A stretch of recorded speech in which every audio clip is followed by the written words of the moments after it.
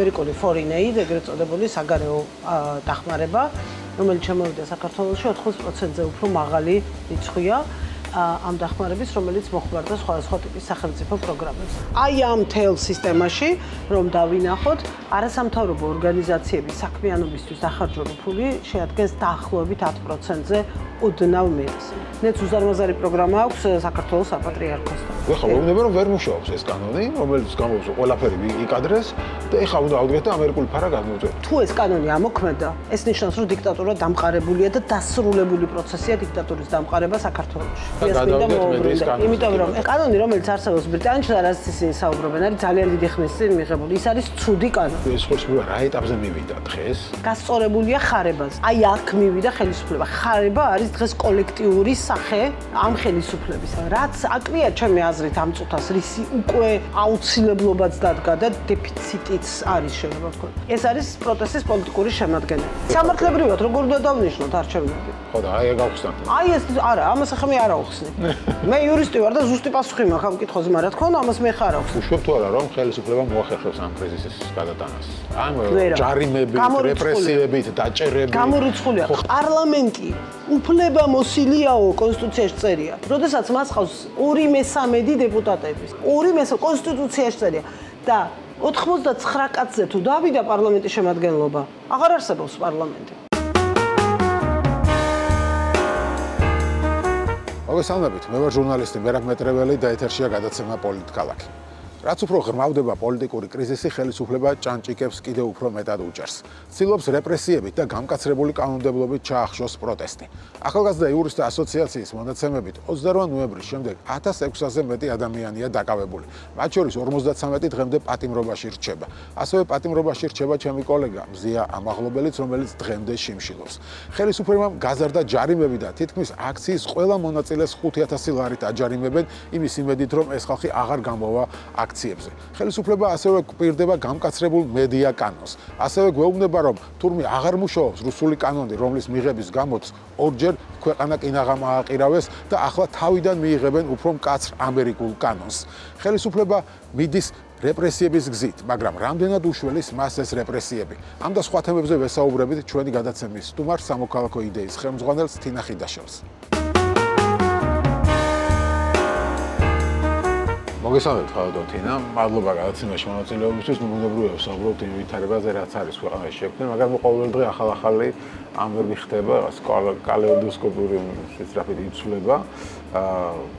ჩვენ ვხედავთ ახლა ბოლო დროს ძალიან გახარებული იყო ქართული ოცნება იმით, რომ USAID ერჩოდა ტრამპი და ეს ყიჟინა ჰქონდათ, მაგრამ ამ ყიჟინა წერტილი დაუსვა ამერიკის შეერთებული შტატების გენერალურმა პროკურორმა, რომელიც ფარასთან დაკავშირებით შექმნილი სამუშაო ჯგუფი გააუქმა და რაღაც შეზღუდვები დააწესა და არადა ამ დროს აპირებდნენ ამ ფარას გადმოთარგმნოს. ეხლა კობახიძე გამოდის და გვეუბნება, რომ ესო deep state-ის ნახელავიო, გაიგეს რომ ჩვენ რაღაც გადმოთარგმნოს ვაპირებდით ფარასზე და მოკლედ რა ვითარებაში ვართ, რა თქვენი აღწერით, რა გვიღწეროთ ეს რა მოცემულობა პოლიტიკურად რა ხდება ჩვენ? მე გავაფრთხილე ესენი კიდევ ერთხელ გავაფრთხილე ბაგერ თქვენი ეთერიდან, რომ ნუიჩქარებენ ტრამპის ადმინისტრაციასთან დაკავშირებით ნურ ზეიმს, ნურ სტირილს, ნურ ტრაგედიას. მარტო მათ არ ეხებათ ზოგადად, იმიტომ რომ ჩვენ ვართ რეალობაში, როდესაც არც ერთი დღე ერთმანეთს არ გავს და არც ერთ მეორე დილით არ იცი წინა დღეს რო რაღაცეები მოხდა, ის აუცილებლად ასე გაგრძელდება თუ სხვაგვარად.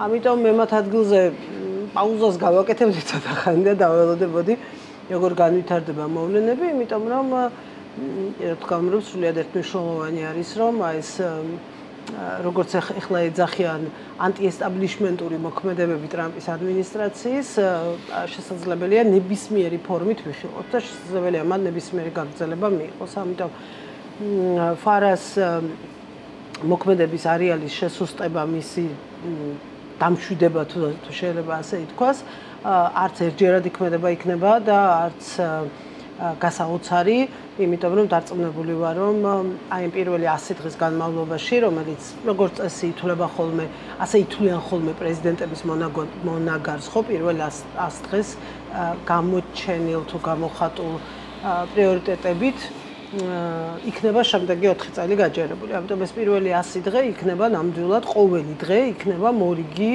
გაოცება, გაოგნება, ვიღაცას გაუხარდება, ვიღაცა მძიმე მდგომარეობაში აღმოჩნდება და კიდევ ერთხელ გავიმეორებ, ნებისმიერი ხელისუფალი, აი ხა რომ დავაკვირდეთ ევროპულ პოლიტიკას, ძირითადად, რა ვიცი, 80% შემთხვევებში ჩვენ ვხედავთ აი ამ პაუზას. ყველა ბრიუსელიდან დაწყებული, დასრულებული ნებისმიერი მთავრობით ევროპაში, ნუ დანიის გამოკლებით, გასაგებია დანიას სპეციფიური თემა აქვს.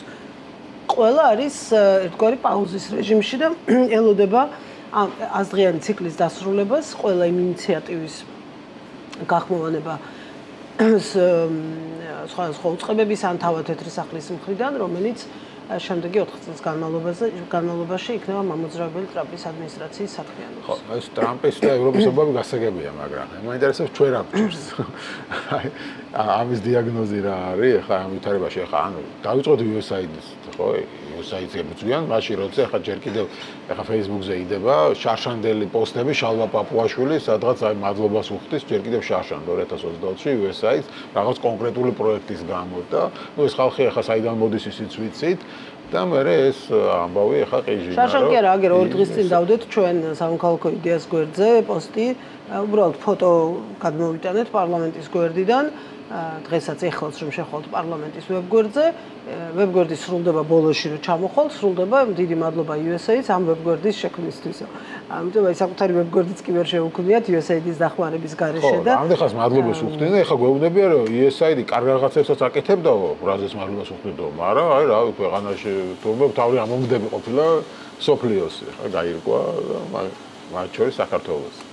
ხო, ნუ USAID-ის საქმიანობაზე გითხრა ორი სიტყვა, იმიტომ რომ შენ ხარ სასამართლო სექტორთან ბევრი შეხება ქონდა და იცნობ, ხო, კონკრეტულად რა საფინანსებდა ამ ქვეყანაში, როგორ და რა ხდება მისი ირგვლივ ზოგადად. კი, ჩვენ ახლა ვამზადებთ მასალას და შემდეგ კვირას მთელი კვირის განმავლობაში მივაწვით საზოგადოებას ყველა კონკრეტიკას 92 წლიდან მოყოლებული საქართველოში USAID-ის მიერ განხორციელებული პროექტების. ეხლავე შემიძლია გითხრათ, რომ ეს ბევრჯერ დაიწერა და ითქვა, თუმცა ჩვენ გვინდა რომ ამ ზოგადი პროცენტებიდან გავიდეთ კონკრეტიკამდე, ხო, თორე ისე ზოგადად ცნობილია და ჩვენც ვადასტურებთ, რომ 80%-ზე მეტი დაფინანსების, რომელიც USAID-დან საქართველოს შემოვიდა, ან უფრო მეტიც, რომ ვთქვათ, ამერიკის სახელმწიფოსგან იქნება ეს USAID-ის სახელმწიფო დეპარტამენტი, სოფლის მეურნეობის დეპარტამენტი, ჯანდაცვის დეპარტამენტი თუ სხვა, ანუ ამერიკული foreign aid, ეგრეთ წოდებული საგარეო დახმარება, რომელიც შემოვიდა საქართველოში 80%-ზე უფრო მაღალი რიცხვია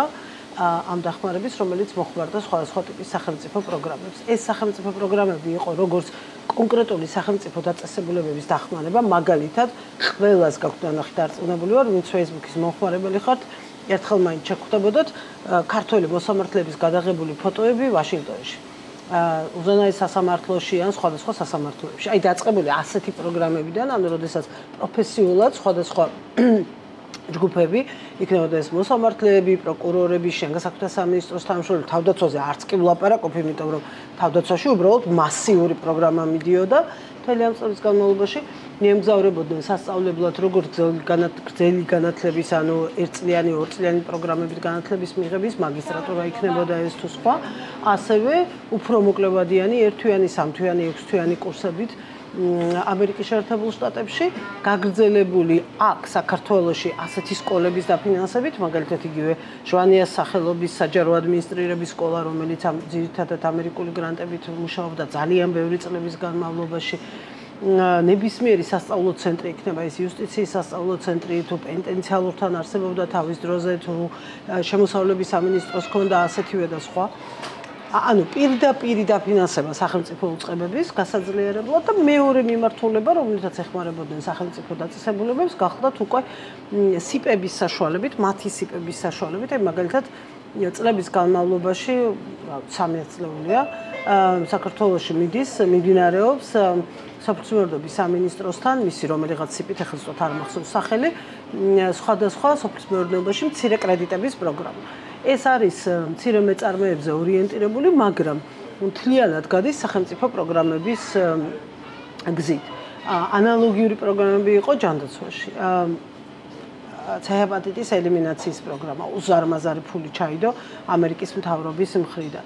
განათლების პროგრამა, ეგრეთ წოდებული ის მილენიუმის პროგრამა, რომელიც ყველა მიცის, ვისაც კი განათლების სექტორში ოდესმე ვისაც უმუშავია, უზარმაზარი ფინანსური რესურსი ჩაიდოს სწორედ USAID-ის და ამერიკის მთავრობის მხრიდან. ჩვენ გვქონდა ძალიან დიდი პროგრამა ასევე, რომელიც ამავე დაფინანსების ნაწილიდან იყო, აი ცნობილი ლუგარის ლაბორატორიის, რომელიც ეხლა მთლიანად საქართველოს სახელმწიფოს საკუთრება, მაგრამ რომლის შექმნა, აწყობა, მთელი ეს ტექნოლოგია, რომელიც იქ ჩამოიტანეს, მოწყობილობები, აპარატურა და ასე შემდეგ ნაყიდია ამერიკელი გადასახადის გადამხდელების ფულით.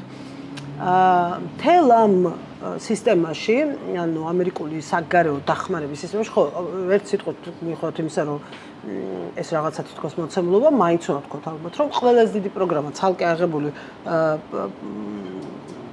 სფეროს თვალსაზრისით თუ ავიღებთ, გახლავთ რა თქმა უნდა თავდაცვაში მიმდინარე პროგრამა. წვრთნები, აღჭურვა, ჯერ კიდევ შემოქმედის დრო. კი, 92 წლიდან მოყოლებული წვრთნები, აღჭურვა, იარაღი, საბრძოლო მანქანები, განათლება ჩვენი ოფიცრობის ამერიკის ყველაზე უფრო ძვირად ღირებულ სამხედრო კოლეჯებში, ყველაზე ძვირად ღირებულ ამერიკელების უდიდესი უმრავლესობა რო ვერ ახერხებს სწავლას, ისეთ უნივერსიტეტებში სწავლობდა ქართველი ოფიცრობა, ისევე როგორც სამოქალაქო პერსონალი, თავდაცვის სამინისტროსი ამერიკის შეერთებულ შტატებში. სხვა შორის ეს იგივე არის ბრიტანეთის შემთხვევაშიც და ძალიან ბევრი თურქეთის შემთხვევაში, ძალიან ბევრი ევროპული სახელმწიფოს შემთხვევაშიც ამერიკა არ იყო ერთადერთი ქვეყანა, მაგრამ ყველაზე დიდი პროგრამა რა თქმა უნდა ამერიკაში მიმდინარეობდა. ისევე როგორც თავდაცვის სამინისტროს აღჭურვის, ანუ ერთი არის იარაღით და სამხედრო შენაერთების აღჭურვის და მეორე მხრივ თავდაცვის სამინისტროსთვის დახმარების.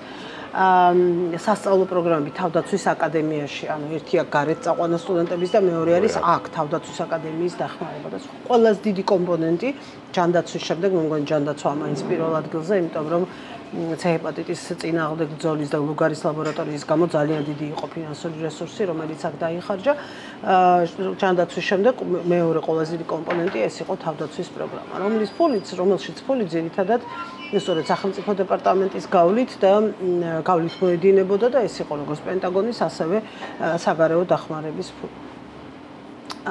და აი ამ მთელ სისტემაში, რომ დავინახოთ, არასამთავრობო ორგანიზაციების საქმიანობისთვის დახარჯული ფული შეადგენს დაახლოებით 10%-ზე ოდნავ მეტს, 93 წლიდან მოყოლებული მთელი ამ პერიოდის განმავლობაში. ერთადერთი გამონაკლის წელი ეს არის 2024.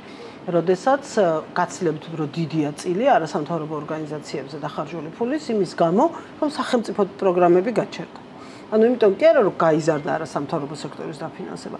მისი წილი შემცირდა, იმიტომ რომ სახელმწიფო პროგრამები გაჩერდა. მაგალითად, ვიცით რომ ამერიკული წვრთნები 2024-ში არ ჩატარდა, რომელიც უზარმაზარი კომპონენტი იყო აი ამ დაფინანსებაში, ხო? ეს პროცენტი ამოვარდა მთლიანად და ასევე სხვადასხვა პროგრამები გითხეს მაშინ გახსოვთ ალბათ USAID-მა 19 პროგრამა გავაჩერდა. ცოტა იყო, მაგრამ ძირგამომთხრელი იყო.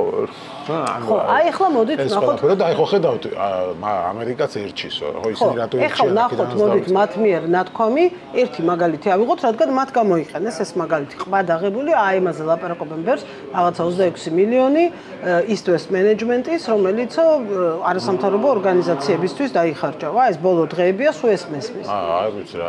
East West Management ეს არის ამერიკული ორგანიზაცია, რომელიც სამართლის კანონის უზენაესობის პროგრამას, სამოქალაქო ჩართულობის პროგრამას და კიდევ რაღაცას აღარ მახსოვს სახელი, ახორციელებდა საქართველოში და ამ სამ პროგრამის ჯამური ღირებულება ამბობენ რომ იყო 26 მილიონი, სიმართლე ვთქვათ, არ ვიცი რამდენი იყო, მაგრამ ვთქვათ, იყო 26 მილიონი, არ ვიკამათოთ ამ რიცხვზე და აი ეს მთლიანად ამითი მოხდა რომ მთლიანად აი იმ ძირგამომთხრელი საქმიანობის და ასე შემდეგ დაფინანსება USAID-ის მხრიდან, რასაც ამბობენ. East West Management-ის სამართლის უზენაესობის პროგრამა არის, მე სიმართლე რომ გითხრათ, ძალიან გაბრაზებული ვიყავი ამ პროგრამაზე ბოლო დრომდე, იმიტომ რომ ეს ზუსტად ის პროგრამა, რომელიც აი მოსამართლეებს ამერიკის მთავრობას დასანქცირება რომ მოუხდა, რამის ბოლო წუთამდე ანებივრებდა ამერიკული ვიზიტებით. ის რომ ფული მიღებული აქვს East West Management-ს, ანუ არასახელმწიფო დაწესებულებას, ეს არ ნიშნავს რომ ეს ფული არასამთავრობო ორგანიზაციებში იხარჯებოდა, იმიტომ რომ კიდევ ერთხელ გეუბნებით, ნახევარზე მეტი ამ ფულის მოხმარდა სასამართლო სისტემას, სასამართლოებში. არა სასამართლო სისტემისთვის ჩვენს მხარდაჭერას, მაგალითად რომ მიიღო არასამთავრობო ორგანიზაციას დაფინანსება მოსამართლეებისთვის ტრენინგის ჩასატარებლად. არა, ამას კი არ მოხმარდა. თვითონ სასამართლო სისტემაში იხარჯებოდა ეს ფული მოსამართლეების გაწვრთნისთვის, მათი ამერიკული ვოიაჟებისთვის, მათთვის ამერიკული სასამართლო სისტემის გაცნობისთვის და სხვა.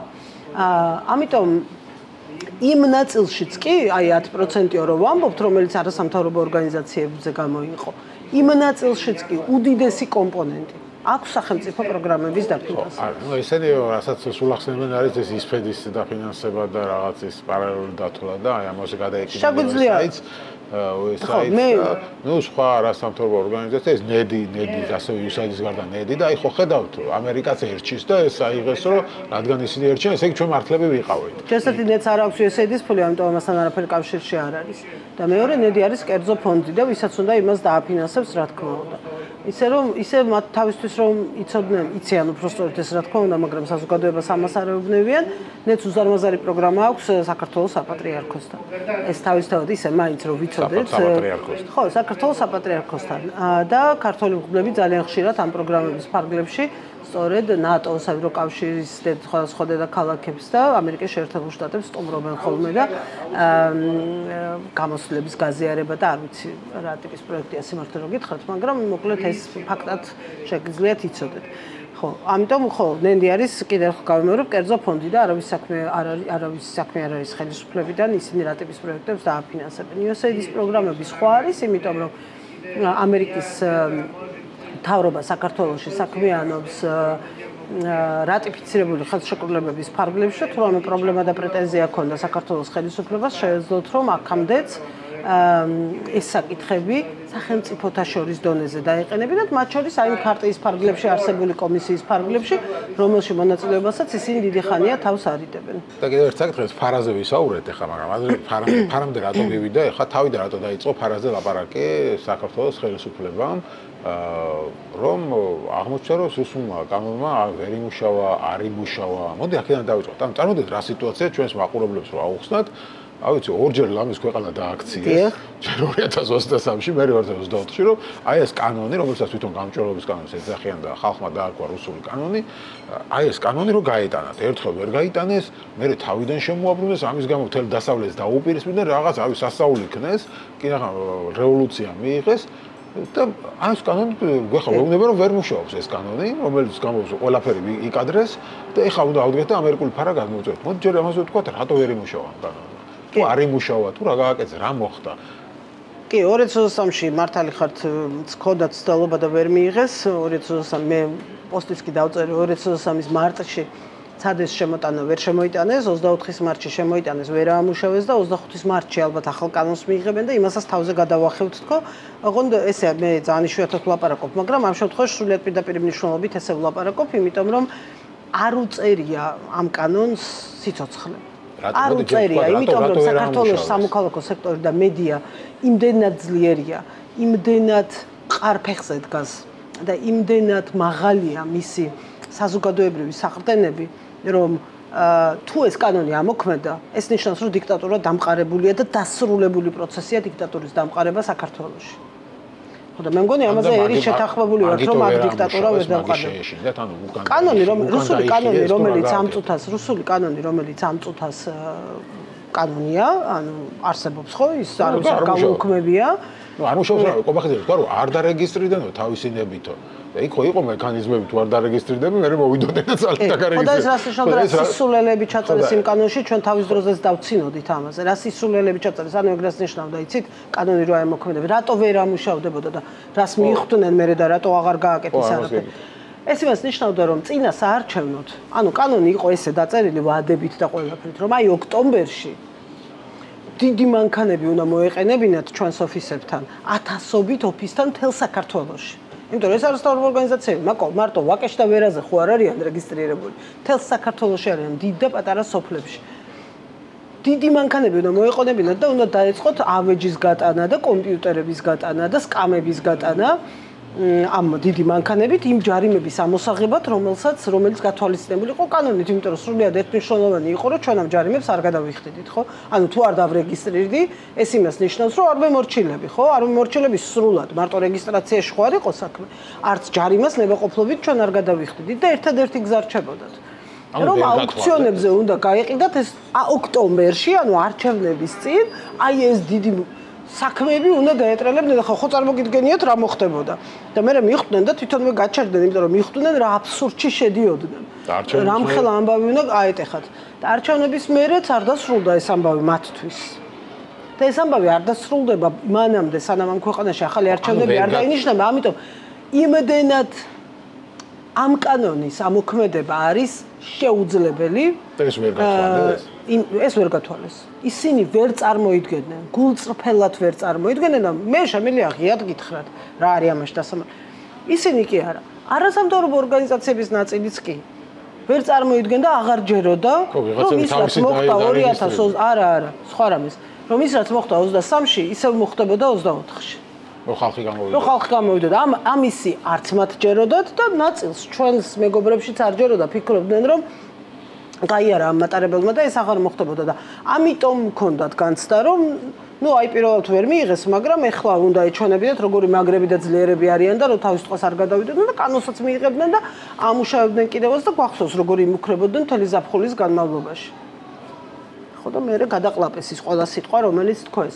ეხლა აგერ ერთი კვირის წინ აღიარებაც მოუწიათ რომ ვერ ამუშავეს ეს კანონი და ეხლა იმის თქვა აიო მაინც არ დარეგისტრირდნენ და ძალსასაცილოა ეხლა ვინმე თქვა რომ დავრეგისტრირდებით და იმ ხალხისგან ვიზაც ლაპარაკობდნენ ანუ ისინი ხო რეალურად ჩვენზე ლაპარაკობდნენ დიდ NGO-ებზე ლაპარაკობდნენ და არა მხოლოდ თბილისში მყოფ ორგანიზაციებზე ხო იმ ორგანიზაციებზე რომლებიც ეგრეთ წოდებული talking head-ები არიან ანუ ადამიანები ვინც საზოგადოებასთან მუდმივ კომუნიკაციაში არიან ამ ორგანიზაციებს გულისხმობდნენ და მე არ მახსენდება არც ერთი შემთხვევა არც ერთი ამ ორგანიზაციიდან რომ ვინმეს ეთქვას რომ უი ბოდიში გვაპატიეთ შეგვეშალა აუცილებლად დავრეგისტრირდებით ეს თირამე არავის არ უთქვას აი ხა რატო გადაწყვეტეს ეხლა ამერიკული კანონის ხო ეს ახლა არ გადაწყვეტეს გახსოვთ თქვენ რომ წინაჯერზეც ეგ გითხრეს გადაიფიქრეს ეს არჩიეს წინაჯერზე გითხრეს რომ ფარა მივიღეთო უბრალოდო რა თქვა ეს შევკვეცეთო თუ ხო ფარას მსგავსიო და ეხლა ზუსტად ფარა მივიღეთო უყუდო ნაკლები რეპრესიული მექანიზმი ანუ ეხლა უნდათ რომ უფრო მეტი რეპრესიული მექანიზმი იყოს ხო და ამასობაში ეს ფარა ეცლებათ ხელით თეთრ ამერიკაში აუკვებენ ხო ეხლა უფრო სხვა რამეზე მინდა ეს გასაგებია ფარა ძალიან სასცილოა მაგრამ იმიტომ რომ კიდევ ერთხელ გავიმეორებ ისიც კი რაც არის ამერიკაში ხელიდან ეცლებათ ყოველდღიურად მაგრამ იმიტომ რომ ეს თელი ამბავი რაც გითხრა დაგვიბარა ბოლო სიტყვა რომ დაგვიგდო დინარაძემ რომ აიო თუ კითხები გაგიჩნდათ ამერიკელებს ედავეთო აგერ გასცეს ამერიკელებმა პასუხი თქვენს რომ არ გვინდა ესეთი და უნდა შევარდნილოთ თქვენს ბრიტანელებს ედავეთ არა მაგ ფარაზეც იგივე ფარაზეც თქვა კი ბატონო ხო და ეხლა ზუსტად მედიას მინდა მოუბრუნდა იმიტომ რომ ეხლა მაგის დეტალებში ჯერ არ შევავ ნახოთ რას დაწერენ სიამბლეში და რას გამოიტანენ ამიტომ ტექსტი სანახავია მაგრამ იდეაზე რაც თქვეს აქ არის ერთ ძალიან მნიშვნელოვანი ასპექტი და იურისტები რო ლაპარაკობენ ხოლმე იურისტებად რომ ეხლა მე სულ იურისტად ხარ ვლაპარაკობ სხვადასხვა თემებზე ვლაპარაკობთ მაგრამ როცა იურისტებად იწყებენ ლაპარაკს ხალხს გონია რომ დამეძინა მოსაწყენია მაგრამ მინდა რომ მოგვისმინოს ყველამ ვისაც ეს თემა აინტერესებს იმიტომ ეს ძალიან მნიშვნელოვანი ასპექტი და ძალიან იურიდიულია შეიძლება მაგრამ მნიშვნელოვანია ამ სპეკულაციურ გარემოში რომელშიც ხელისუფლება გვამყოფებს და ამ ტყუილების და დემაგოგიის გარემოში კანონი რომელიც არსებობს ბრიტანეთში და რაც ისინი საუბრობენ არის ძალიან დიდი ხნის წინ მიღებული ის არის ცუდი კანონი ის არის ცუდი კანონი იმ კანონის ასლის გადმოღება არის ძალიან ცუდი ქართული მედიისთვის ცუდი თუა მაშინ ბრიტანეთი როგორ არისო დემოკრატიული ქვეყანა თუ დემოკრატიულია და იქ შეიძლება ჩვენთან რატო არ შეიძლება ეხლა ცოტა იურიდიული ლაპარაკი მექნება და ცოტა ხანი ამიტანოთ იმიტომ რომ ეს არის ძალიან მნიშვნელოვანი კი არა სიამოვნებით ბრიტანეთი არის საერთო სამართლის ქვეყანა. რას ნიშნავს ეს იმას ნიშნავს რომ ბრიტანეთში ის რაც ქაღალდზე კანონად წერია 10, 20 და 40 წლის მერე ნაკლებად საინტერესოა, იმიტომ რომ ბრიტანეთში ეფექტური არის სასამართლოს ბოლო გადაწყვეტილება. ანუ ბრიტანეთი არის პრეცედენტული სამართლის ქვეყანა, სადაც სასამართლოებს აქვს ძალიან ფართო მოქმედების არეალი და ხვალ რომ მოსამართლე გადაწყვეტილებას მიიღებს რაღაც საკითხზე, კანონში კი არ იხედება რა წერია. იხედება მანამდე რომელიმე მოსამართლემ ხომ არ მიიღო რამე გადაწყვეტილება ამ კანონის შესაბამისად და ხომ არ განმარტა ეს კანონი სხვაგვარად. კარგი მაგალითია ამის ეს ამერიკულია, მაგრამ ამერიკული და ბრიტანული სისტემები ამ შემთხვევაში ერთნაირია, ხო, ორივე პრეცედენტული სამართლი. ხშირად მომყავს ხოლმე ეს მაგალითი. ამერიკის კონსტიტუციაში წერია, რომ საარჩევნო უფლება აქვთ კაცებს. every man ესე წერია ამერიკის კონსტიტუციაში. და მე მოსამართლე დაждდა თქვა, რომ კაცი ნიშნავს ქალსაც. და იმის მე რა თქმა უნდა კითხვის ნიშანს არავინ არ სვავს იმაზე, რომ კაცი ნიშნავს არჩევნებისთვის ქალსაც. და კაცი იყო ნახსენები, როგორც ნაცვალსახელი. როგორც ქართულადაც გვაქვს ხო კაცი ნაცვალსახელი. და ამიტომ ეს არ არის ადამიანს ნიშნავდა და არა კი და არა εμას მაინც და მაინც კონკრეტულ ჯგუფს ადამიანების. ამით და ამის შემდეგ აღარავინ არ იყურება კონსტიტუციაში, როცა იმას წყვეტს ხვალ არჩევნებზე ქალიც დაუშვან თუ არა. პრიმიტივიზაციას ვახდენ საკითხს, რომ ძალიან ადვილი გასაგები იყოს, ხო? ზუსტად იგივესთან გვაქვს საქმე, როდესაც ვამბობთ იმაზე, რომ რას ნიშნავს პრეცედენტული სამართალი. აი ამას ნიშნავს პრეცედენტული სამართალი. ნიშნავს, რომ როგორც ბოლოს განმარტა მოსამართლემ, ის არის კანონი. და არა ის რაც 80 წლის წინ ვიღაცამ ქაღალდზე დაწნა. ეხლა ამიტომ დღესაც პრობლემაა ეს და ეძახიან ამას რაღაც სილიწამების ტურიზმს. ანუ ხალხი რომელიც ბრიტანეთში არ ცხოვრობს, ისინიც კი ბრიტანეთში ჩივიან თუ რაღაც კავშირია ბრიტანეთთან. რომ იმიტომ იქ აქვს მოგების ისე. კი, ოღონდ ეხლა მან მოვდივარ ერთი წუთი. ამიტომ ამ კანონს აქვს ბევრი ცუდი ამბავი და ბევრი პრობლემა. იმიტომ რომ ისე დროს არის მიღებული, როდესაც ბევრი რამე რაც დღეს სიტყვის თავისუფლება არის და რაც გამოხატვის თავისუფლება იქ არ არის გათვალისწინებული. ეხა ეს არის პირველი, ანუ ამ კანონის ნაწილი, რომელიც ბრიტანული სასამართლოების მიერ უკვე პრეცედენტულად სხვაგარად არის განმარტებული, აღარ არის ადეკვატური და აღარ მოქმედებს და ის კანონი აღარ არის. კანონი არის იმ ნაწილებში ბრიტანეთის სასამართლოების მიერ მიცემული ინტერპრეტაციები. მეორე, ბრიტანეთი არის ევროსაბჭოს წევრი ქვეყანა, ისევე როგორც საქართველო და ბრიტანეთის ამ კანონის გამო ზუსტად უამრავი გადაწყვეტილება აქვს მიღებული სტრასბურგის სასამართლოს. ეს არის მეორე ნაწილი კანონის, რომელიც ასევე აღარ არის რელევანტური, იმიტომ რომ სტრასბურგის სასამართლოს როგორც აქვს განმარტებული, ისე არის. და რჩება დიახ მცირე ნაწილი, აი სლაპის ეგრეთ წოდებული, რომელიც ისევ ჯერ კიდევ მოქმედებს და ძალაშია და რომლითაც ცილისწამების საქმეები ბევრი მიდის ბრიტანეთში სხვა იურისდიქციებიდან ზუსტად ამის გამო. ეხლა სანამ მანდ მივალთ ამ ბოლო სეგმენტთან, ხო? ძალიან მნიშვნელოვანია პირველი ორი ნაწილი და თუ საქართველოს ხელისუფლება გეგმავს ახლა რომ მართლა სიტყვას თქვენ გადმოთარგმნოს ის ძველი კანონი 95 წუთი რაღაცები შეცვალეს. იმის თქმა ზუსტად პრეცედენტული სამართლიდან გამომდინარე. მე ხო და ამიტომ ისიც არ იმიტომ ვთქვი რომ ჯერ დაწერას დაველოდოთ ჩვენც არ ვიცით რა უნდა გადმოგვითარგმნოს ხო? ამიტომ ამის პირველი ორი ნაწილია ჩვენ თქვით ცილისწამებას არ ეხება სხვა რამეს. არა. ამიტომ მე მინდა მათ შორის მედია ბიზნესის ორგანიზაციას მაგალითად, ანუ აი მედია რა არის ამის განმარტებას. დღეს რო საერთოდ არ არელევანტურია ის განმარტება მედიის, ხო? იმ დღეს ვამბობდი რომელიღაც ეთერში, რომ რა კანონი უნდა მიიღოს მედიის შესახებ დღეს საქართველოს ხელისუფლებამ, რომელთაც მე თინახი დაშალს ჟურნალისტი ვარ, ისე დიპლომი მაქვს, რო იცოდეთ მაინც. ოდესღაც უნივერსიტეტში მე როცა ვსწავლობდი, მეორადი განათლება შეგეძლო ქონოდა და მეორე ფაკულტეტზე ჟურნალისტიკაზე ვსწავლობდი. მაგრამ ნუ ხა გასაგებია რომ ჟურნალისტი არ ვარ და არც ერთხელ არ მიმუშავე. არ ჟურნალისტი ვარ, არც რაიმე მედია საშუალება მაქვს, მაგრამ ქუჩაში რომ დავდგები და Facebook Live-ს რო ჩავხტავ, უცბად ჟურნალისტიც ხვდები და მედია საშუალებაც, ხო? იმ გაგებით რომ ინფორმაციის გამავრცელებელი ვარ და ეხლა რა კანონი უნდა შემოიღოს. ერთადერთი რამე შეუძლია გააკეთოს საქართველოს ხელისუფლებას, რომ გააჩუმოს თავისუფალი სიტყვა საქართველოში. ინტერნეტი უნდა გათიშოს. ეს არის ერთადერთი ეფექტური ზომა და გათიშოს ინტერნეტი. აი პირდაპირ მიუმართავ ყობახიძეს თუ მას უნდა ამ ქვეყანაში წინააღმდეგობის ტალღა მოკლას სიტყვის თავისუფლების თვალსაზრისით ინტერნეტი უნდა გათიშოს, იმიტომ რომ ყველა ჩვენგანი ვართ მედია. შესაბამისად მოკლედ ის თემა რომ დავამთავროთ, არავინ არ წამოეგოთ ხალხო ამ სიგიჟეს, რომელსაც ხელისუფლება გეუბნებათ, რომ ახლა ბრიტანეთში ცუდი კანონებია და ამიტომ ახლა იმას რომ თარგმნით, ხმას ვეღარ ამოიღებთ, გვახსოვდეს მუდამ ეს манипуляციის მასშტაბი და ხარისხი საქართველოს ხელისუფლების, იმიტომ რომ ნებისმიერ წამს, ნებისმიერ მუხლზე ამ კანონის ბრიტანელ მოსამართლეს შეუძლია სრულიად განსხვავებული გადაწყვეტილება გამოიტანოს და ამიტომ ბრიტანეთში შედარებით შვიდად არის ხალხი. საქართველოში ამას მოსამართლეები არ გააკეთებენ არასოდეს. ამიტომ არაფერი, რაც ბრიტანულ კანონებში წერია, არ შეიძლება ოდესმე რელევანტური იყოს საქართველოს ნაირი ქვეყნისთვის. არაფერი, არც კარგი, და არც ცუდი. ეგ საინტერესოა ამ კანონს თუ აამუშავებენ მე. ეგ თქვენზე იქნება რუსული კანონი ვერ აამუშავებს. თქვენ ზუსტად ისეთივე წინააღმდეგობა უნდა გაწიოთ, როგორც ჩვენ გავწიეთ და ისევე მკვდრაჩობილი იქნება ეგ კანონი. რა თქმა უნდა, უბრალოდ დღეს კობახიძემ არა, განაიწყოს ვაყენებ, რა თქმა უნდა, თქვენს გაწევთ უბრალოდ. რისთვის გჭირდებაო დღეს საუბრობ და ამ შესახებ, რომ აი პოლარიზებულია მედია გარემო, იქ ორივე მხრიდანო და ყველა ვაღიარებთო, რომ ეს არის პრობლემა და ამის დასარგებლობა გჭირდებაო და მე ხარ პირველად რომ თქვენს ეს ვიხურე Facebook-ზე, რომ მაშინ ამ კანონს თუ მოიღებ პირველ რიგში იმედი და პოსტები გახდება დასახული, ხო? ანუ პოლარიზებას იქნება თუ ცილისწამებას იქნება თუ fake news-ებს იქნება, ეს ტელევიზიები აუცილებლად პირველ რიგში. ანუ მაშინ საკუთარ ტელევიზიებს უნდა მიხედონ ჯერ. კი, 40 წუთის განმავლობაში ვუყურებდი, მე უბრალოდ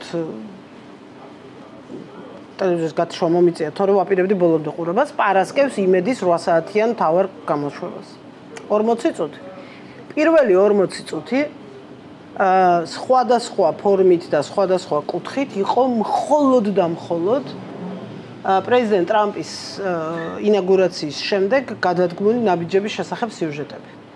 ანუ იყო გრძელი სიუჟეტი USAID-ზე, უშუალოდ ამერიკულ ამბავზე. მერე გრძელი სიუჟეტი იყო, როგორ გაუბედურდებიან, გასაცოდავ დააკვიროდნენ საფლავი გაგვითხარეს ქართულ NGO-ებს, რომ აი შიმშილით დავიხოცებით და რაღა გვეშველება. მერე იყო, რომ ოპოზიცია ჯერ წაუკითხავ ქართულ ფარას როგორ ებრძვის. მერე ამ მედიის კანონზე იგივე. ანუ თლიანად იყო 40 პირველი 40 წუთი ეძღვნებოდა მხოლოდ ამას. და ეს ხდება ქვეყანაში, სადაც იმ დღეს, როდესაც ყველაზე პოპულარული ტელევიზია ვართო და მეც ვადასტურებ, ყველაზე მეტი მაყურებელი მათყავთ, ყველა კვლევის მიხედვით ესეა. ესე იგი, ყველაზე მეტი ადამიანი რო უყურებს, იმ ყველაზე მეტ ადამიანს არ სცემს პატივს, რომ თუნდაც ერთი ამბავი გააგებინოს ამ ქვეყანაში რა ხდება. ერთი ამბავი, ეს ის იგივე დღეა. იგივე დღეა. როდესაც ქართულმა საზოგადოებამ გაიგო ნენსი ვოლანდისგან იმ საოცარი სულისშემძვრელი ისტორიის შესახებ, რომელიც მას ჩხრეკის დროს მოუწყეს პოლიციელებმა საკუთარ სახლში. ეს ზუსტად იგივე დღეა, როდესაც Facebook-ში გამოქვეყნდა ამონარიდები, სკრებული, ნაკრები, სხვადასხვა ქალი პატიმრებისგან, რომლებსაც უკვე საპატიმროებში უწყობენ იგივე ამბავს, ანუ დემონსტრაციების დროს დაპატიმრებულ გოგოებზე და ქალებზე ვლაპარაკობ. იგივე დღეა, როდესაც მაშინ რა ქვია, სხვადასხვა სასამართლოებში ეს მაინც გაეშუქებინათ. ერთმანეთის მიყოლებით აპატიმრებდნენ ახალგაზრდებს, ანუ პატიმრობის გადაწყვეტილებები გამოდიოდა ახალგაზრდებზე დემონსტრაციებში მონაწილეობის. ეს იგივე დღეა, როდესაც ბუკა პეტრიაშვილი დააპატიმრეს, იმიტომ რომ თავისი დააჯარიმეს უკაცრავად, იმიტომ რომ თავისი სულ ახლახანს გარდაცვლილი შვილის მაისური ეცვა და მანამდე, ანუ აქციის ორგანიზება, როდესაც ხდებოდა, ხალხს მოუწოდებდა, რომ ჩემი შვილის სახელით გეძახით. მამების და შვილების აქციაზე. ჩემი შვილის სახელით გეძახით და ჩემი შვილისთვის, რომელიც აქ იდგა ყოველ დღე 24 საათი, ის რომ ვეღარ დგას, მის ნაცვლად დავდგეთ. აი ამ მოწოდებით გავიდა ბუკა პეტრიაშვილი იმ აქციაზე და მოსამართლეს ანუ კანონს რო აღარ ემორჩილებიან, ეს გავლილი ეტაპია. ამაზე აღარავინ აღარ ვლაპარაკობთ. ნამუს სინდის იმ მანტიას საერთოდ დაიხია თავზე იმ მოსამართლე, რომელმაც ეს გაწყო. აი იგივე დღეს ხდება ეს ყველაფერი და იმედის თავარი საინფორმაციო გამოშვებაში 40 წუთი გველაპარაკებოდნენ პრეზიდენტმა ტრამპმა აქ ეს თქო, განა არ არის ეს საინტერესო, მაგრამ რა ვიცი, მე მახსოვს ის დრო, როდესაც საკუთარ ქვეყანაში ჯერ და თან ეს დიდი სუვერენიტეტი რომ მოიპოვეს იმ ქვეყანაში, თავარი ამბავი იყო მხოლოდ ამერიკული ამბები. აი დიდი სუვერენიტეტი მოპოვებულ ქვეყანაში და დიდი სუვერენიტეტი რომ მოიპოვეს იმ ქვეყნის საპარლამენტო უმრავლესობის ლიდერი ვარო კაცი რო იძახის, გამოდის და პრესკონფერენციას მიტარებს რაზე? ორ თემაზე. ამერიკული კანონი უნდა გადმოვთარგმნო და წადით ამერიკელებს დაუსვით კითხვებიო და ბრიტანული კანონი უნდა გადმოვთარგმნო და წადით ინგლისელებს დაუსვით კითხვებიო. ოღონდ ეს პრესკონფერენცია დაიწყო, შუაში თქვა და ბოლოში დაამთავრა იმით, რომ დიდი სუვერენიტეტი მოვიპოვეთ და ეხლა არავისთან არაფერი საერთო აღარ აგვაქვს. და რომ შევაჯამოთ ახლა ეს ყველაფერი, ანუ თქვენ დღეარ გავა, ყოველდღე ამ უფრო შემდეგი რა იქნება, რომ რაღაც კიდე უფრო რაღაც სასწაული არ გვითხრან, არ ჩაიდნენ, არ გააკეთონ, აქციებზე იქნება, საპატიმროებში იქნება, თუ არ ვიცი, კანონების მხრივ იქნება, თუ რა იქნება. ანუ რა შენი აზრით ამ ხელისუფლება რა ეტაპზე მივიდა დღეს? ამაზე მინდა ერთი და მეორე მე უკვე ვისაუბროთ პროტესტზე და ამით ეს ხელისუფლება ეს ზამოკლე აქვს პასუხი ხელისუფლება მივიდა იქ მთელი ხელისუფლება გასწორებულია ეს ერთ ხაზში თავისი დეპუტატებიან მინისტრებიან ელჩებიან რა ვიცი მე ვინც დარჩა მაღალი თანამდებობის პირები პროკურორებიან ყველაიანად მოსამართლეებიანად გასწორებულია ხარებაზე აი აქ მივიდა ხელისუფლება ხარება არის დღეს კოლექტიური სახე ამ ხელისუფლების აი ეს კაცი ეს არაკაცი რომელიც ბედავს ჩართულ კამერებზე იმას რასაც ბედავს რომელმაც იცის რომ სრული ინდულგენცია აქვს ყველაფერზე და არავინ ხელს არ ახლებს და ამიტომ ჩართულ კამერებზე ბედავს და წიხლებს ურტყავს მომიტინგეებს ჩართულ კამერებზე ბედავს და აგინებს მომიტინგეებს ჩართულ კამერებზე ბედავს და დასჯის ბრძანებას კანონის აღსრულების კი არა დასჯის ბრძანებას აძლევს პოლიციელებს მომიტინგეების და მე ეს იგივე ხალხია აი ეს კოლექტიური ხარება ხალხი რომელიც გულშეწუხებული პოლიციელის ღირსებას რომ იცავენ მზე ამაღლობელის პატიმრობაზე და სასიკვდილოდ გამეტებაზე აწერენ იმავდროულად ხელს აი ეს არის ხელისუფლების სახე აი ეს არის დღეს ბიძინა ივანიშვილიც ირაკლი კობახიძეც და ის უჩინარი გვარის და სახელის მქონე პროკურორი მოსამართლე დეპუტატების ნაწილი რომელთა გვარები და სახელებიც არ ვიცით რომლებსაც გონიათ რომ იმიტომ რომ დღეს მათი გვარები და სახელები არ ვიცით ხვალ ვითარება რომ შეიცვლება და აუცილებლად შეიცვლება ჩაოლებრივად გააგრძელებენ ცხოვრებას და არაფერი მათ თავს არ მოხდება ნაციონალური მოძრაობის მერე რომ შეიცვალა ხელისუფლება თქვენ მოხედით ჩაოლებრივად გააგრძელეს მათ ცხოვრება და არაფერი არ მოხდა არა ჯერ ერთი არაფერი არ მოხდა ეს არ არის სწორი იმ ადამიანების ნაწილმა საპატიმროებში მინისტრებს არ გულისხმობს სწორედ აი ამ სახელდაგვარებ რო არ ვიცი იმიტომ არ მოხდა მაგ სახელის და გვარის არცოდნი ადამიანებთან მიმართებაში რომ ბიძინა ივანიშვილმა შეისრუტა ეს ადამიანები და ხარება ამიტომ არის ზუსტად ძალიან მნიშვნელოვანი ფიგურა ორი ტრუპის შეკვეთის მიმღები ხარება არის დღეს ამათი სახეც იმათი იყო და ამათ სახეც და ის ცვლილება რომელსაც დღეს საზოგადოება ითხოვს ქუჩაში გამოსული მე არ მგონია რომ იყოს იმ ტიპის ცვლილება რომელიც მორიგ შესრუტვას დაუშვებს. ნუ ყოველ შემთხვევაში ამისი დიდი ოპტიმიზმი მაქვს და მინდა რომ ჯეროდეს რომ ეს ასე არ იქნება. ხო მეც მინდა რომ ჯეროდეს რომ იგივე არ განმეორდება, მაგრამ მანამდე უნდა მივიდეთ ამ ცვლილებებამდე და ეხლა ბევრს ალბათ ანდევნებთ სოციალურ გაუჩნდა ესეთი შეგრძნება რომ რაღაც სტაგნაციაშია თითქოს პროტესტი, ასე ვეღარ გაგრძელება, რაღაცა უნდა მოვიფიქროთ, გვარამემ რაღაც პოსტი დაწერა და ამაზე დაიწყო მსჯელობა რომ ასე შეიძლება შედეგი აღარ დაიდოს. შენ რას ფიქრობ მოვლენებზე? რა უნდა შეიცვალოს და რა უნდა შეიცვალოს? მე ვფიქრობ რომ სანამ პროტესტია ის სტაგნაციაში უბრალოდ ვერ იქნება ქუჩაში ხალხი როდესაც დგას იქ სტაგნაცია არ არის და ქუჩაში ხალხი ჯერჯერობით საბედნიეროდ ზუსტად ისევე გამოდის როგორც მანამდე. ის რომ ყოველდღე 200,000 კაცი არ დგას ქუჩაში, მე ვფიქრობ რომ ეს არ შეიძლება დისკუსიის საგანი იყოს. არსა დედამიწის ზურგზე 200,000 კაცი ყოველდღე არ გამოდის ქუჩებში. ხალხმა აჩვენა და დაადასტურა ერთი რამ, როდესაც დღე ცხადდება კრიტიკულ დღედ, იმ დღეს გამოდის ყოველთვის 200,000-მდე კაცი. ანუ ეს ყველა ვნახეთ, ხო, პერიოდულად, ტალღოვანად ეს მუდმივად ხდება და იქნება ძალიან ახლო მომავალში, იმიტომ რომ ვიცი რომ ამ წუთას იგეგმება მორიგი დიდი აქცია და ისევ იქნება იგივე რაოდენობა ადამიანების, იგივე სურათი, რასაც ჩვენ ხედავდით. პერიოდულად ამ თვეების განმავლობაში. რაც აკლია ჩემი აზრით ამ წუთას რისი უკვე აუცილებლობაც დადგა და დეფიციტიც არის შეიძლება ვთქვა. ეს არის პროტესტის პოლიტიკური შემადგენელი. და მე ვფიქრობ, რომ პოლიტიკურმა პარტიებმა უნდა დაიწყონ პოზიციონირება. ძალიან სწორი იყო მათი გადაწყვეტილება გარკვეულ მომენტამდე, მაგრამ ჩვენ ეხლა კრიზისი შედის იმ სტადიაში, როდესაც ამ კრიზისს მხოლოდ პოლიტიკური ინსტრუმენტებით შეიძლება გაუმკლავდე და მიხვიდე კვანძის გახსნამდე. ამიტომ მაგალითად იგივე ალტერნატივები გადაწყვეტილებების, აი როგორ უნდა, აი მარტივ კითხვას დავსვამ, ხო? ახლა ჩვენ ყველანი ვამბობთ, რომ ახალი არჩევნები უნდა დაინიშნოს. გარწმუნებთ, არ ვიცი, ხო სოციოლოგიური კვლევა არ ჩამიტარებია ამაზე, მაგრამ გარწმუნებთ, რომ ახლა ქუჩაში რომ გავიდეთ და 20 კაცი რომ გავაჩეროთ, ამ 20-დან შეიძლება ერთმა ან ორმა ან იმანაც ვერ გვითხრას, გაგცეს პასუხი შემდეგ კითხვაზე როგორ. აი როგორ ინიშნება არჩევნები. მე ვფიქრობ, რომ ეს არის ზუსტად ერთ-ერთი, არა ერთადერთი, მაგრამ ერთ-ერთი უმნიშვნელოვანესი საკითხი, რომელზეც პოლიტიკურმა პარტიებმა პოლიტიკური პოზიციონირება უნდა დაიწყო. საზოგადოებასთან იმ ტრიბუნებით, რომელიც მათ აქვთ, იქნება ეს კრიტიკული არხები. პრობლემური ესეც აქვს მაშინ. რატო ვერ გაგცემენ ამ კითხვას? არა, მე არ ვფიქრობ, რომ პრობლემურია, ჯერ არ ვფიქრობ. რატო ვერ გასცემენ ანუ? არ ვფიქრობ. მოსახლეობა რატო ვერ გასცემენ? მოსახლეობა ან პოლიტიკოსებს რატო არ აქვს ჯერბას? არა, მე იმედი მაქვს, რომ პოლიტიკოსებს აქვთ ამ კითხვებზე პასუხი და მაგრამ რაც არ გვაქვს, ეს არის ამ თემებზე დისკუსია. და მოსახლეობა ზუსტად ამიტომ არ აქვს პასუხი, რომ ეს დისკუსია ჯერ არ ყოფილა. მათთვის არავის არ შეუთავაზებია.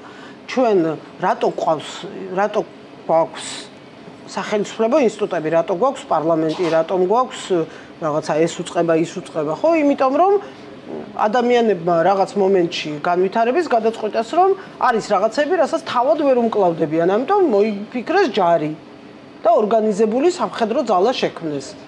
იმიტომ რომ მანამდე სახში როედო ყველას თავისი რაღაცა ფიცალი და ესა რა ქვია ჯოხი, რომლითაც უმკლავდებოდა, რა ვიცი, მგელს, რომელიც უვარდებოდა, მე მიხვდა რომ უკვე გელი რო გახდა, რა ვიცი, ხროვა, მიხვდა რომ უკვე ვეღარ უმკლავდებოდა და ამიტომ მოიგონა ჯარი და თქვა რომ აი ეხა ჯარი იქნება აი ეს, ამას დავაფინანსებ, გადასახადებს გადავიხდი და ის გაართმევს თავს რაღაც ამ ამოცანას და ესე თანდათანობით გაჩნდა სახელმწიფო ინსტიტუტები. ხო, ეს პოლიტიკური პარტიებიც ამ პროცესის ნაწილია, რაღაც მომენტში გაჩნდა ეს ორგანიზებული ძალა.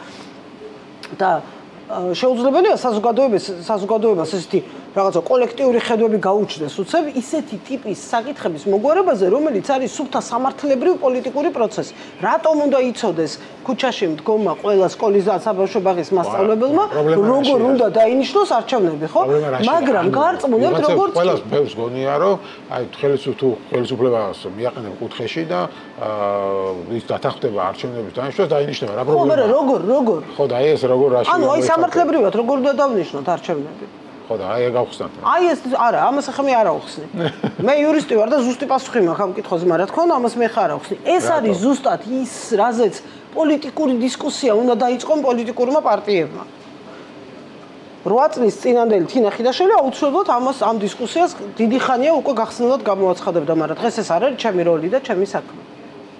გასაგებია და ბოლოს შეკითხვა, რამდენ უშვებ თუ არა რომ ხელისუფლება მოახერხებს ამ კრიზისის გადატანას? ამ ჯარიმებით, რეპრესიებით, დაჭერებით. გამორიცხულია ხო ხედავ რასაკეთებენ ეხლა ცდილობენ რომ ვიღაცები დაიჭირონ, ვიღაცები დააჯარიმონ და ეხლა ყველა ადამიანს არა 5000 ლარი რო გადაიხადოს რომ აღარ გამოვიდეს. 1600 ადამიანი დღეს გამოაქვეყნა ახალგაზრდების ასოციაციამ ინფორმაცია.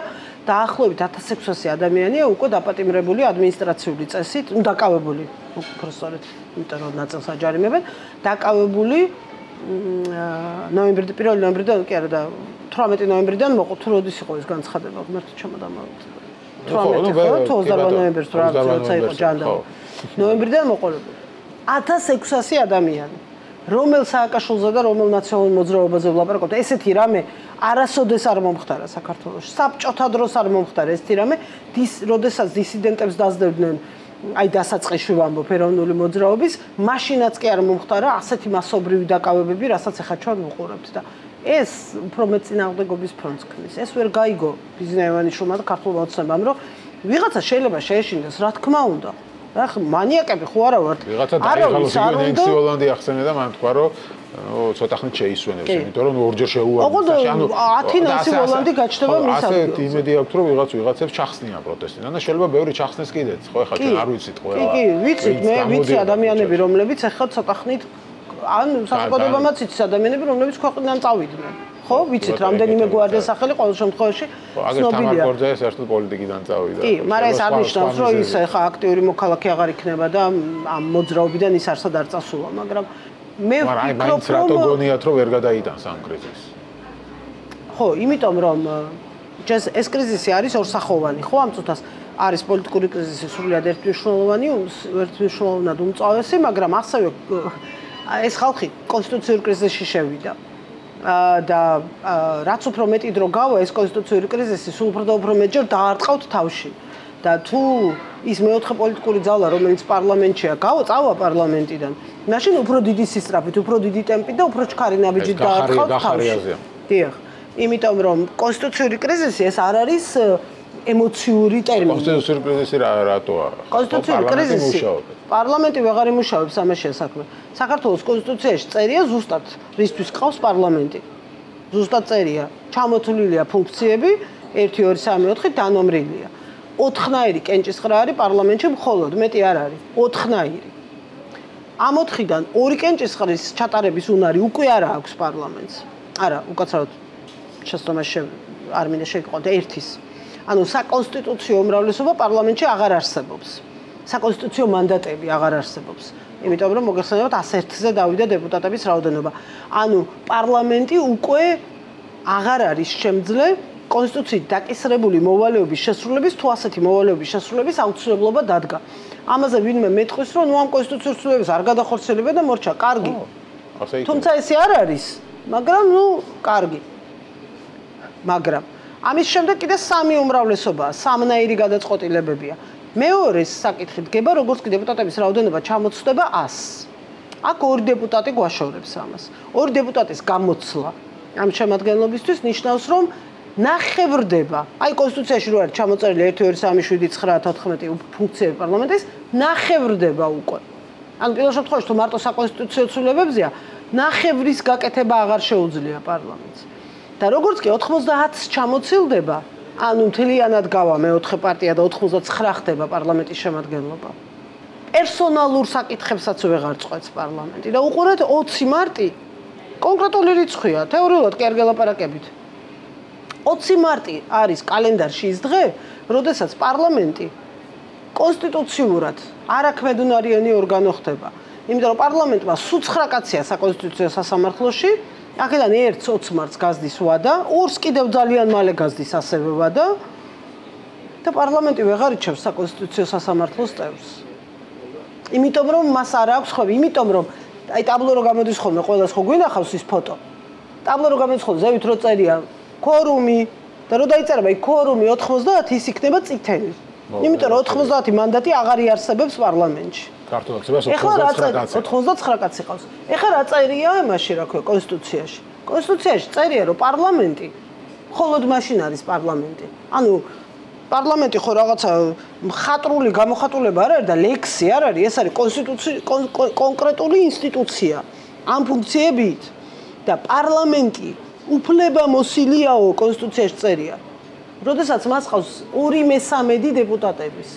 2/3 კონსტიტუციაში წერია და 99 კაცზე თუ დავიდა პარლამენტის შემადგენლობა. აღარ არსებობს პარლამენტი. ანუ აღარ აყვავს პარლამენტი, რასაც ქვია პარლამენტი ქვეყნის კონსტიტუციაში. ახლა ხარიაზე არის დამოკიდებული ყველაფერი როგორც ვთქვით. აბსოლუტურად. გამოვა თუ არა ის? აბსოლუტურად. და იმედი მაქვს რომ მასზეა დამოკიდებული და არა ინდივიდუალურ გადაწყვეტილებებზე, იმიტომ რომ არც მაგ შიშის მიღმა ვართ. რომ გახარიას პარტიაში რომ რეალურად ჩვენ ამ წუთას აი ხლა ამ მდგომარეობით სანამ ასეთია, 2 კაცზე ვლაპარაკობთ, ხო? ხო, ну, რა ვიცი, გახარია ჯიუტობს და ამბობს რომ არ დავწერტო და თვითონ გაგვაგდონოთ. 2 კაცის გამოკლებით პარლამენტს აღარ ყავს ის შემადგენლობა, რომელსაც ქვია პარლამენტი. 2/3 აღარ ყავს, რომელიც კონსტიტუციაში წერია, რომ პარლამენტი მაშინ არის პარლამენტი, როცა მის დეპუტატების, მისი წევრების 2/3 მანდატი არის ცნობილი. პირდაპირ წერია ეს კონსტიტუციაში, რატო ვერ გაიგო ამ ხალხმა არ მესმის. არაფრის ინტერპრეტაციას არ ვახდენ. პირდაპირ ციტატას ვლაპარაკობ. მაგრამ ნუ როცა არ გინდა რომ გაიგო, არ გესმის გასაგებია. მადლობა დიდი.